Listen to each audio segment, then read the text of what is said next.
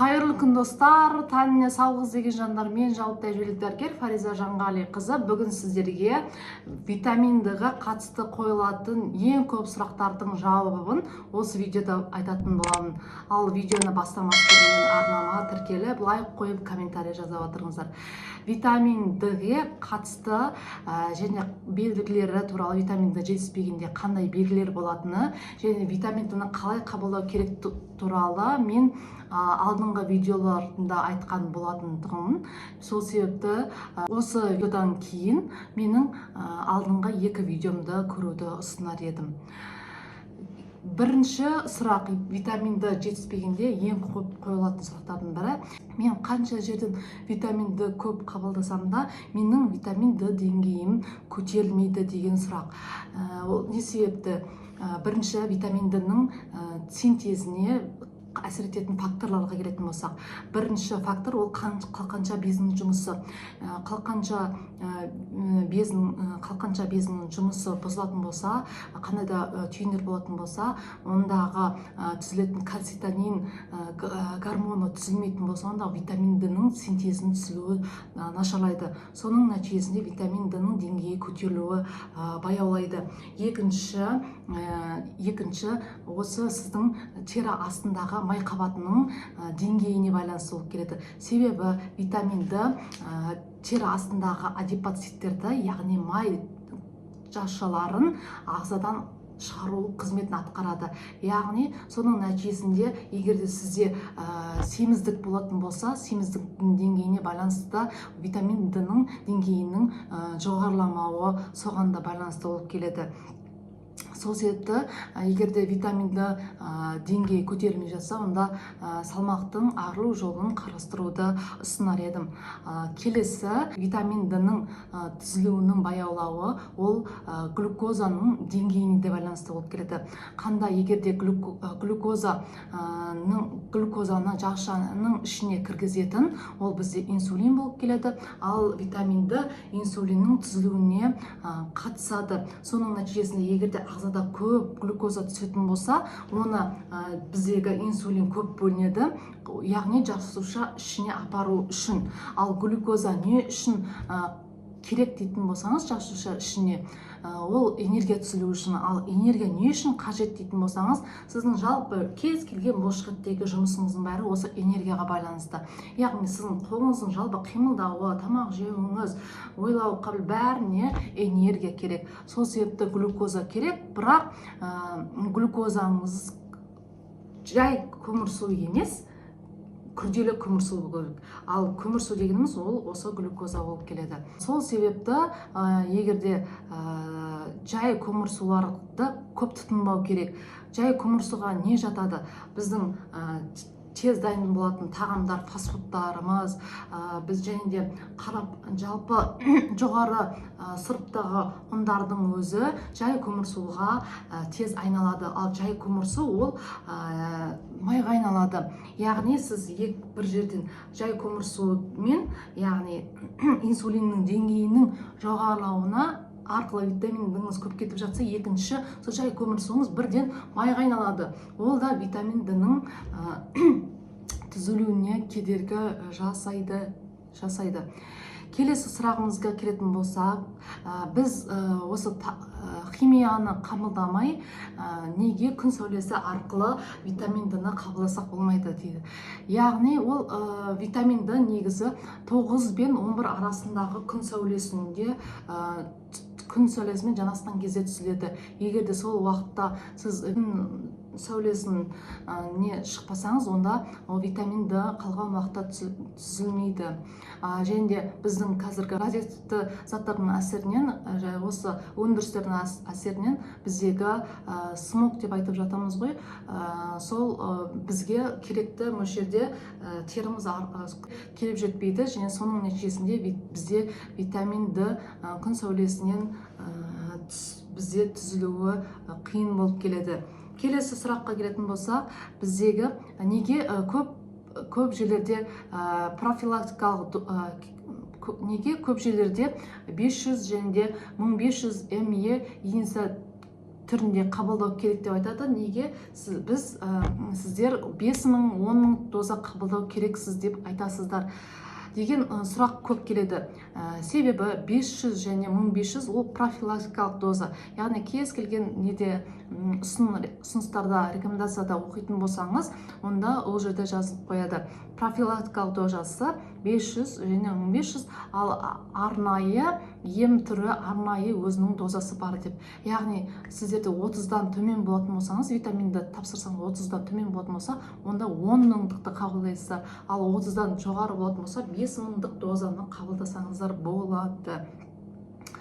Келесі сұрағымызға болатын болсақ, біз химияны қабылдамай тағамды түрде қабылдап, витаминдіні солай қабылдасақ болмай ма деген сұрақ келеді.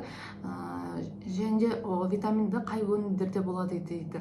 Витаминді біздегі балықтың және малдың бауырында және морепродуктыларда және біздегі сары қатты сырда және жұмыртқада болады.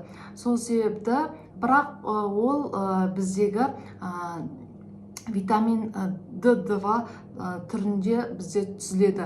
Ал ол асқазан ішек жолдарында сіңірілуі қиын болып келеді. Ал егерде сізде асқазан ішек жолында қандай да бір проблема болатын болса, онда ол сіңірілуі 2 есе қиындайды.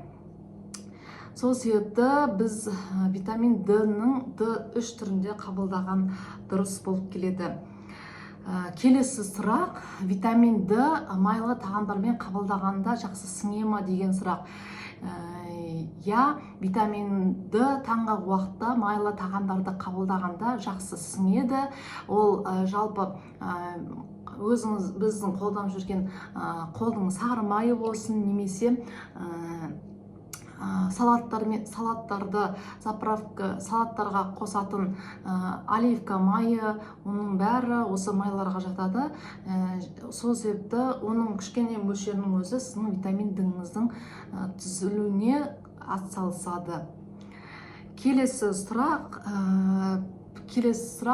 емізетін әйелдер витаминді қабылдау керек пе, және де 1 жасқа дейінгі балалар витаминді қабылдаған дұрыс па? Біздегі витаминді сүт арқылы ананың 1 литрінде 4-5 ме бірлігінде түзіледі. Яғни ол біздің баланың ағзасының дұрыс жұмыс жасауына жеткіліксіз мөлшерде болып тұр. Сол себепті витамин D 1 жасқа дейінгі балаларды қабылдаған дұрыс. Және ол анасының витамин D деңгейі қалыпты болған анада ғана баласы сүті арқылы 4-5 ме түзіледі. Ал бірақ ол баланың ағзасының дұрыс жұмыс жасауына жеткіліксіз болып келеді. Ал келесі, егерде 10.000-дық дозада ішетін болсам, балама витамин D бермесем болама деген сұрақ бар. Ол витамин D-ны қанша жерден 10.000 дозада ішсеңіз де, балаға оның аз ғана бөлігі сүт арқылы барады. Сол себепті витамин D-ны балаға 1 жасқа дейінгі балада профилактикалық дозада берген дұрыс. Келесі сұрақ, витамин D ол гормон деген сөз рас па?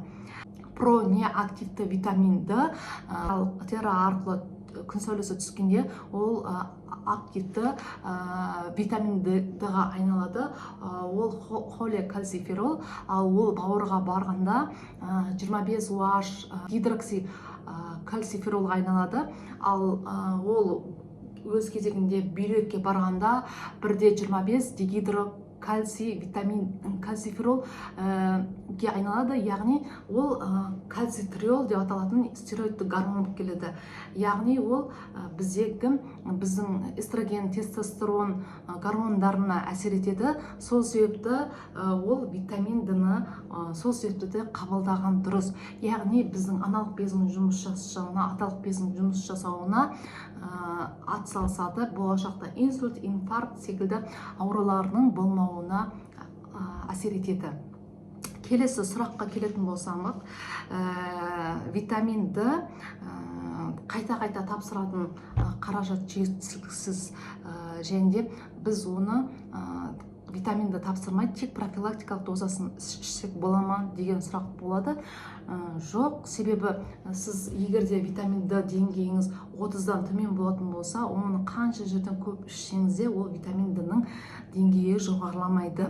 Және де оны ұзақ уақыт витаминді тоқтатпай ішетін болсаңыз, олда бүйректе тас түзілуі мүмкін. Сол себепті оны тұрақты ұзақ тоқтатпай ішуге болмайды витамин Д-ны. Оны қалай ішетінін мен алдыңғы видеомда айтқан болатынмын. Және де келесі сұрақ, витамин Д қабылдамай, май, рыбы жирді, витамин Д-ны қабылдамай, рыбы жирді қабылдасам бола ма деген сұрақ. Егер де сіздің витамин Д деңгейіңіз 30-дан жоғары болатын болса, онда ішуге болады, бірақ ол 1 жыл тоқтатпай ішу керексіз. Ал ол егер де 1 жыл витамин Д-ны тоқтатпай ішетін болсаңыз, онда гипервитаминоз витамин А болуы мүмкін. Сол себепті оны ол жағын өзіңіз қарастырасыздар. Витамин Д-ны қандай дәрілермен ішуге болмайды? Туберкулезге қарсы, эпилепсияға қарсы дәрі препараттар ішетін болса, олар ішуге болмайды. Және де темір препараттармен қатар ішуге болмайды. Келесі сұрақ, витамин Д-ның сіңірілуін қалай жақсарсақ болады? Яғни оны витамин Д-ны сіңіруін ішектегі хиломикрондар, яғни ішектің пайдалы бактериялары витамин Д-ның сіңіруін жақсартады. Сол себепті витамин Д-ны ішектің жұмысын жақсарту керек. Және де егерде менде витамин Д-ге аллергия бар дейтін болсаңыз, онда сіз витамин D3 түрін емес, витамин D2 түрін қабылдау керексіз. Ал олар яғни өсімдіктерден алынатын витаминдер. Сол себепті оның асқазан ішек жолында сіңірілуі қиын. Сол себепті оны ұзақ ішу керек болады. Келесі, егерде қандай форманы ішкен дұрыс деген сұрақ, яғни суда еритін витаминдер негізі жақсы сіңіріледі. Суда еритін, майда еритін, ал егерде сізде өтіңіздің аққыштығы төмен болатын болса, онда майда еритін витаминдердің сіңірілуі қиын болады. Және де егерде асқазан ішек жолдарына қандай да проблема болатын болса, онда таблетка және капсула түрінде қабылдасаңыз, оның сіңірілуі қиын болады. Сол себепті асқазан ішек жолыңызда бәрін емдеуге тырысу керек. Және де қазір бізде новый вид түрі, спрей түрінде, яғни тіліңіздің астына кап етесіз, ол жерде витамин Д-ның сіңірілуі жақсы болады. Және де егер де витамин Д-ның передозировкасы болатын болса, витамин не істеуге болады? Егер де витамин Д-ны 1 ай қабылдауды тоқтатсаңыз, онда витамин Д-ңыз деңгейі қайтадан өз қалпына келеді. Осымен видеомыз соңына жетті. Егер де видео ұнаған болса, подписаться батырмасын басып, лайк қойып, комментарий жазып отырыңыздар. Мен сіздермен қоштаспаймын. Келесі видеода кездескенше амандықта жүздесейік.